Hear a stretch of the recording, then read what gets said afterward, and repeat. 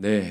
안녕하십니까. 네. 이제서야 인사를 제가 오늘 눈을 떴는데 5시 23 분이었습니다. 제가 시계를 의심할 정도로 그래도 사역 시작하고 제일 편하게 잤던 것 같아요. 너무 행복한 수면이었습니다. 네. 그래서 뭐 넥타이 맬 여력도 없었어요. 예. 그래 하나님께서 은혜를 주셔서 하필이면은 또 그 우연찮게 집 바로 앞에 차를 댔었는데 제가 '아니 이 저녁에 주차를 하는데 이렇게 좋은 자리에 차를 댄단 말이야?' 라는 되게 기분 좋은 이야기로 이렇게 아내랑 딱 차를 대고 어제 들어왔는데 하나님이 그 은혜를 주지 않았다면 이 시간에 도착하지도 못했을 겁니다. 네. 기다려 주셔서 너무 감사드리고 제가 새벽부터 나와서 기다리고 있는 마음이었다면 다 '저놈은 맨날 교회에서 먹고 자고 하면서 뭐 힘들다고' 분명히 그렇게 생각했을 텐데도 한 분도 저에게 삿대질하는 분이 없어서 너무 감사한 마음이 큽니다.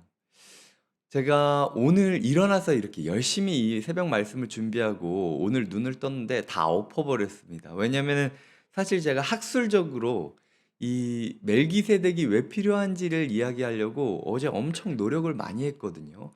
지난주 금요일, 토요일 새벽 설교가 제가 느끼기에도 너무 어려웠기 때문에 왜 이게 필요한가에 대해서 여러 가지 변증적인 이야기들을 많이 준비했어요. 근데 오늘 일어나고 그냥 다 끝났습니다. 이래서 대제사장 예수 그리스도가 필요한 거예요.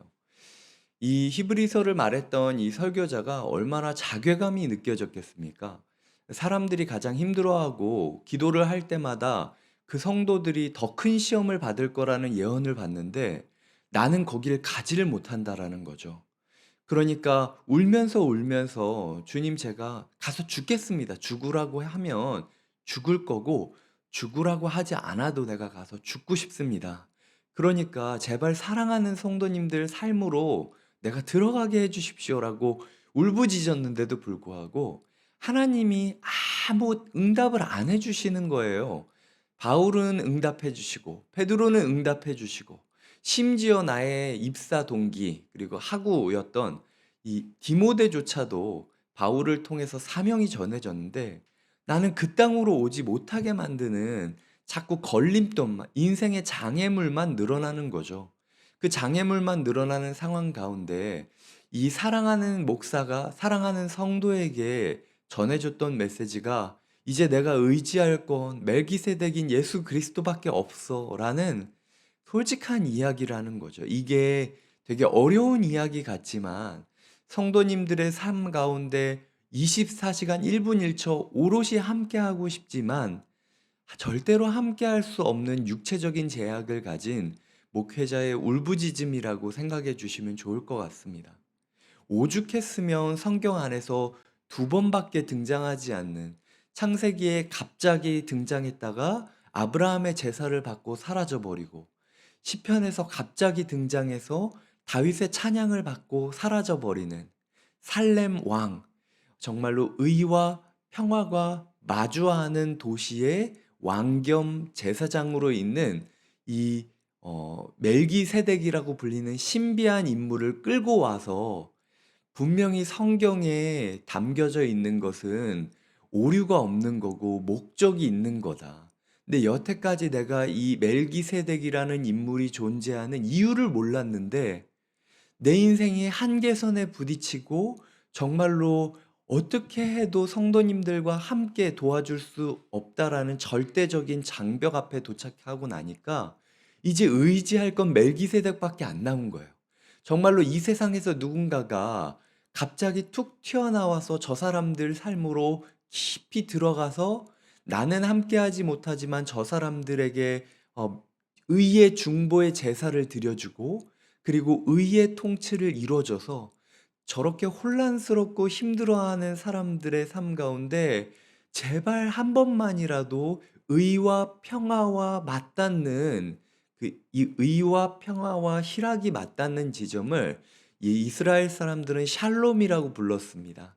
그게 평화라고 이야기를 했거든요. 진정한 평화. 그래서 이스라엘 사람이 서로 인사를 나눌 때 샬롬 알라이쿰 이런 식으로 이 중동 지방에서는 평화가 당신에게 있을지어다 라는 식으로 요즘 우리말로 치자면 안녕하십니까 라는 인사를 서로 나누곤 했습니다.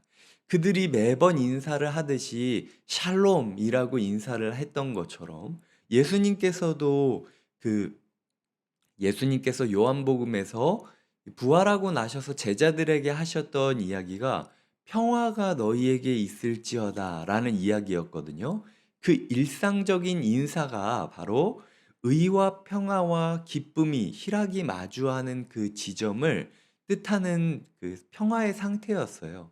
이 설교자는 나는 가지 못하는 그 지점에 주님께서 임하여 주셔서 정말로 갑자기 나타났다가 갑자기 임하고 갑자기 역사하시는 멜기세덱처럼 성도님들 각자의 삶 가운데 임해 주시기를 간절히 바라는 모습이 그 기도가 담겨진 내용이라고 보시면 될 것 같습니다.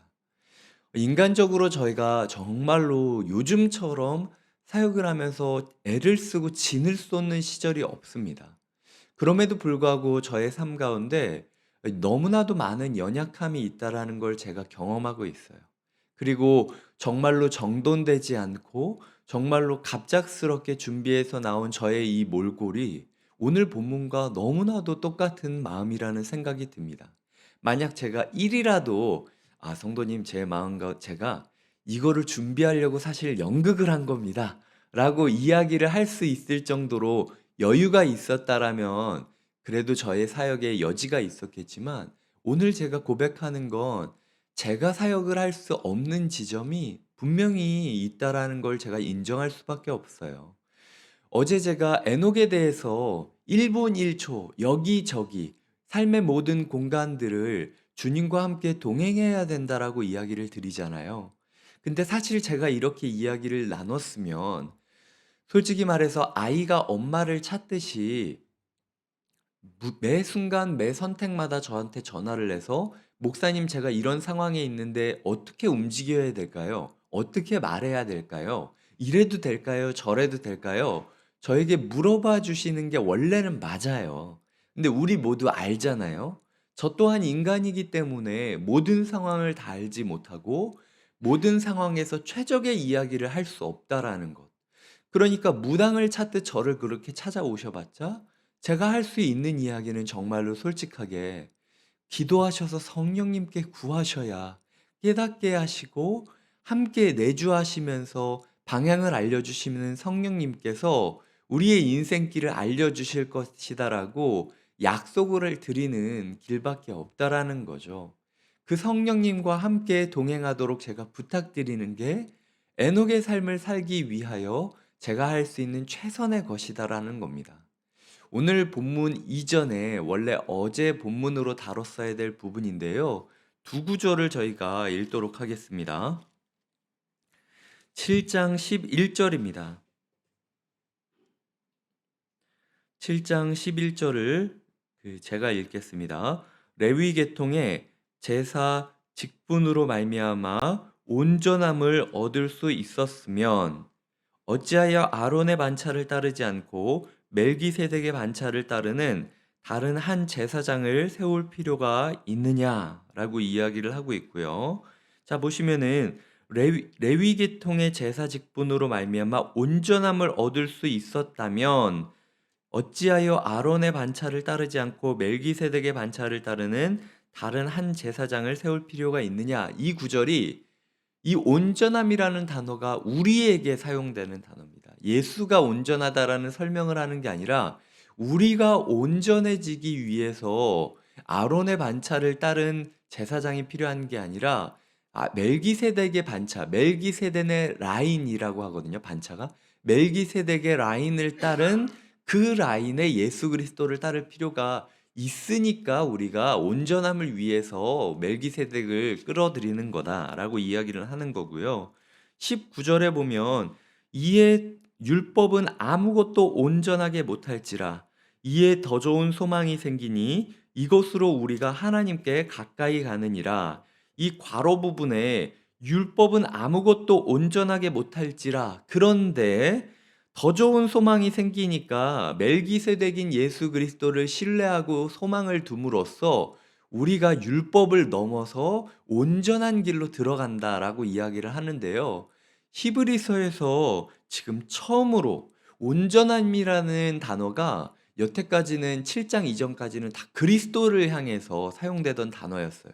한 번도 성도를 향해서 사용되던 단어가 아닙니다. 그런데 우리가 1년 365일 하루 24시간 그리고 모든 분초를 그리고 내가 마주한 모든 상황, 모든 시간, 모든 마음 속에서도 온전함, 완전함을 누리기 위하여 필요한 것이 멜기세덱이라는 겁니다. 부족한 이 목사는 성도님들 각자의 삶으로 제 몸을 나누지도 못하고 하루 종일 24시간 손을 붙잡고 같이 다니면서 이럴 때는 이렇게 해야 돼, 저럴 때는 저렇게 해야 돼 이야기해 주지 못하는 반쪽짜리 목사로 살아가지만 하지만 멜기세덱인 예수 그리스도께서는 성령님을 보내주셔서 지금 이 시간에도 예수님은 하늘 옆에서 하나님께 우리가 무슨 행동을 할 때마다 하나님께 설득을 하시는 거예요. 내가 인간으로 살아봤는데요, 하나님. 저거 저럴 수 있어요. 하나님 인간으로 살아봤어요? 라는 식으로 자꾸 우리의 입장에서 우리를 중보해 주시는 게 예수 그리스도가 되시고 동시에 우리 마음속에도 함께 하심으로써 네가 이때에 어떻게 해야 될지 모른다면 언제든 나에게 의지해라. 그럼 내가 졸지도 않고 주무시지도 않는 하나님으로서 너희와 함께 은혜를 나누고 너희를 반드시 하나님과 동행하는 에녹과 같은 삶으로 만들어 줄 거야라고 약속하시는 그 약속이 우리 가운데 있다라는 것입니다. 그것을 위해서 예수 그리스도께서 우리를 위해 돌아가시고 우리의 멜기세덱이 되셔서 갑자기 이 역사 가운데 툭 튀어나오셔서 갑자기 떠나버리신 멜기세덱으로서 여전히 천상 보좌에서 우리를 위하여 중보하시며 우리에게 내주하셔서 우리에게 성령으로 깨닫게 하신다라는 것이 이 멜기세덱의 이야기입니다. 말씀을 맺겠습니다. 멜기세덱에 대해서 어렵게 느끼셨다면 다 잊어버리셔도 돼요. 그냥 한 가지만 기억하시면 됩니다. 성도와 함께하고 싶지만 육체적으로 그리고 상황적으로 24시간 모든 공간을 함께하지 못했던 한 설교자가 정말로 피눈물을 흘리면서 사랑의 중보 기도를 드리던 중에 역사 가운데 갑자기 등장하고 예분을 받고 찬양을 받다가 갑자기 떠나갔지만 여전히 시간이 흘러도 성경의 기록으로 남아 사람들을 깨닫게 하고 사람들에게 소망을 주었던 멜기세덱처럼 하나님이 예수님이 제발 내가 사랑하는 그 성도들을 에녹과 같은 동행자로 만들기 위하여 24시간 모든 상황에 같이 있어줬으면 좋겠다. 내가 할 수 있는 건 없으니 제발 우리 멜기세덱의 라인을 따르자. 너희 인간적으로 나의 뒤를 쫓고 나를 추종하려고 하지 마. 나는 너무나도 육체가 연약한 인간일 뿐이다라고 외치는 그 설교제의 진심만 받아주셨으면 좋겠습니다. 오늘 그 새벽 제가 근신심으로 성도님들에게 전합니다. 하나님께서 성도님들의 삶 가운데 함께 해주시기를 그저 임마누엘의 삶으로 끝나는 것이 아니라 동행의 역사가 일어나기를 간절히 축복하고 응원드립니다. 함께 기도하시겠습니다. 오늘 우리가 기도할 때에 하나님 아버지, 우리가 그저 임마누엘의 주를 모시며 사는 것이 아니라 주님과 동행하는 인생을 살기를 원합니다. 정말로 우리 가운데 내가 가장 사랑하는 목사님, 사랑하는 순장님, 사랑하는 영적인 멘토는 24시간 모든 공간에 나와 함께 있어주지 못하지만 갑자기 역사 가운데 툭 튀어나오고 갑자기 사라지고 그리고 지금도 역사하고 있는 멜기세덱의 라인을 따른 예수 그리스도를 신뢰하오니 모든 순간 모든 마음 주님과 동행하게 하여 주시옵소서. 이렇게 기도하도록 하겠습니다. 하나님 아버지 감사드립니다. 우리에게 가장 처음으로 온전함에 대하여 이야기하여 주시고 여태까지는 예수 그리스도가 온전하시다라는 사실을 묵상했지만 이제 갑자기 나타나 갑자기 사라져 가신 예수 그리스도를 의지함으로 말미암아 우리의 삶 또한 온전해질 수 있다라는 희망을 주시니 감사드립니다. 온전하지 못한 틀 가운데 몸부림치며 울부짖었던 한 설교자. 하지만 그 가운데 이전까지의 내가 살아갔던 사역의 방식이 아니라 예수 그리스도를 멜기세덱의 라인으로 의지하고 그를 붙잡아야만 된다라는 절박감 가운데 멜기세덱을 노래하고 노래했던, 이게 어려울 수도 있겠지만 멜기세덱을 너희가 이해해야 돼. 그때 너희가 내가 느꼈던 그 평안을 느낄 수 있을 거야라고 울부짖는 이 설교자의 사랑 소리를 우리가 듣게 하여 주시옵소서. 성도님들과 함께 할 때에 한 주간 제가 동행하자라고 이야기했지만 실제로 동행해 주지 못할 것입니다. 정말로 가이드처럼 24시간 1분 1초를 함께하고 싶지만 함께하지 못함을 고백합니다. 저의 육신의 연약함으로 제가 좌절하거나 아니면은 억지로 하나님 아버지 인간적인 사역에 노력을 하는 것이 아니라 주님께 성도님들을 맡기오니 주님께서 성도님들을 붙잡아 주시옵소서. 마주하는 모든 상황 가운데 주님께서 알려주시고 주님께서 평안 주시기를 소망하며 예수님의 이름으로 기도드립니다. 아멘.